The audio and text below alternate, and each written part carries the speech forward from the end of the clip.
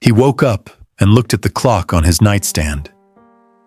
It was 4:30 in the morning. His wife was snoring grotesquely beside him. He got up slowly and carefully so as not to disturb the beast lying next to him and went to the bathroom to relieve himself with a long, copious urination. He couldn't sleep anymore. He went into the living room, sat on the sofa, and put on an old 90s TV series while reminiscing about a better time. Perhaps it wasn't really better, but it was certainly happier. He fell asleep and woke up several times at intervals of no more than 15 minutes. At 7 o'clock, he went to the bathroom to take a shower, and then paused for a few moments looking at himself in the mirror. Although he wasn't overweight per se, he did have a developing belly, and he was flabby. Gray hairs were staining his beard, and the receding hairline in his fine, limp hair was impossible to hide. What had happened to him? How had he ended up like this? At least I'm not bald yet, he thought sadly as he brushed his hair, watching countless strands of his former companions linger on the brush, never to return. After getting dressed, he went to the small kitchen and prepared breakfast. He was about to start eating when his wife burst into the room.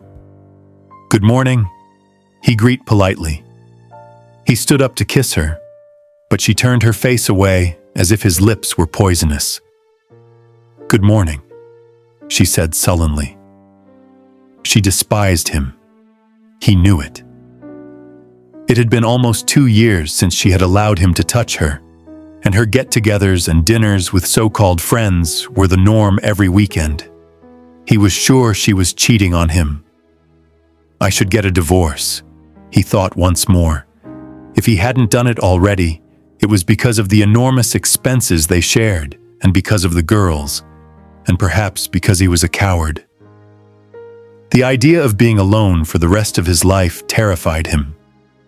50-something, losing more hair every day, getting older all the time, stuck in a shitty job. The most interesting thing in his life was when his wife went away on the weekend, and the girls were out with their friends. That was his little oasis, his tiny space of peace where he had some time to himself and took refuge in melancholy and self-pity. He tried to make conversation with his wife during breakfast, but she only nodded or used monosyllables while she was busy with her phone. After a while, his daughters appeared. They both asked him for money to go to the movies with their friends on Friday. He felt that to them he was just a walking wallet. They both grabbed their backpacks and hurried out to school without even saying goodbye. "I'm going to order pizza tonight," he said. "Good for you. Enjoy it," she replied curtly. "Are you going out?" he asked, even though he already knew the answer. "Yes," she said sharply without even looking at him. "Don't wait up for me." He arrived at the supermarket where he worked 15 minutes before opening and parked his beat-up car in one of the employee spaces. He walked to his station and on the way greeted Jordan, the security guard. He was a nice guy, although they weren't close. He lamented, thinking that he'd forgotten how to socialize and that he no longer had any close relationships. He went to his spot to set up the system when the manager arrived. "Yesterday your register was off, and also your customer service time has increased over the last month." He knew what he was talking about. He had let an elderly woman off for a few cents after she'd been in line for 10 minutes counting endless coins. "Yes, I know, the thing is." The manager interrupted him without giving him a chance to explain. "Don't want to hear your excuses. Shut up and get to work," he said as he walked away. He hated him, and the manager hated him. It wasn't a secret to anyone. He'd tried to find another job recently, but a 50-something with no specialized training and 20 years of experience working in the same damn supermarket didn't have many options to really compete in the ruthless job market. Or so he told himself. He was really quite complacent, and hadn't put much effort into changing anything. Maybe his wife was right.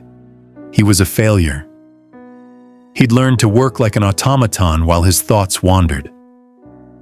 At midday, the manager interrupted his mental wanderings with an annoying request. "Hey, there's been a problem with the oil order. The whole warehouse is a fucking mess. I want you to stay a couple of hours after closing and make sure it's so clean my fucking face is reflected in the floor." "Again? I stayed last week too," he complained. "I don't want a single damn excuse, you lazy piece of shit. Be grateful you've been here longer than anyone else. It's too expensive for the company to get rid of you.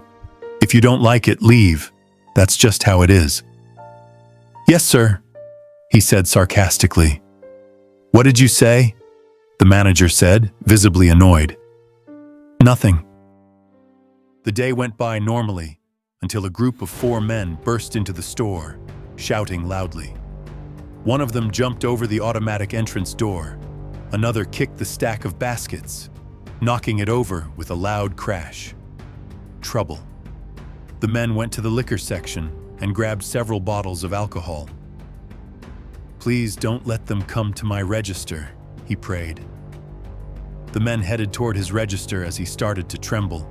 Before they arrived, he pressed the button to call the manager, but he didn't expect him to show up. He never did when the situation demanded it. He signaled to his colleague at the other register to call the security guard, although he was probably already monitoring everything from the security room. She nodded, closed her register, and went to find him. "Aren't you a bit old to be working in a supermarket?" one of the men said mockingly. Surprisingly, this genuinely hurt him. He was a loser, and he knew it. He realized they weren't that old, probably in their early 20s. He didn't answer. He was scared. "Hey, old man, I'm talking to you," the guy yelled. "Oh. Yeah. I think he shit himself," another one of the men said, laughing. He scanned the last bottle when he saw the security guard coming out of the back door. "That'll be 235.90, please. Cash or card?" "Well, we're not paying," one of them said while smiling as he started putting the bottles in his backpack. "No. But, no. You have to." The guy who had mocked him slapped him hard across the face. They all laughed. The burning sensation on his face told him that he'd almost certainly have the red mark of that little bastard's fingers for a while. Finally, the security guard arrived. Hey, what the hell are you doing? Leave everything right there and get out of here, or I'll call the police." Then the terror began. One of the guys pulled out a gun and pointed it at the security guard. "Oh yeah? What if I don't let you call?" the guy with the gun said while the rest laughed.